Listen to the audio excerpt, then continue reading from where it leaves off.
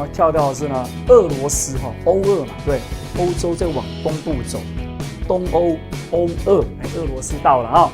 好，俄罗斯全世界最大的国家，1700万，好大哦，1700万平方公里，这个国家也太大了吧，对不对？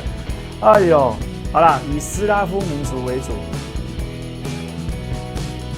好，斯拉夫这个单字其实不是那么的好看，对不对 ？slave， 中文什么意思？奴隶啊？怎么会有人叫奴隶？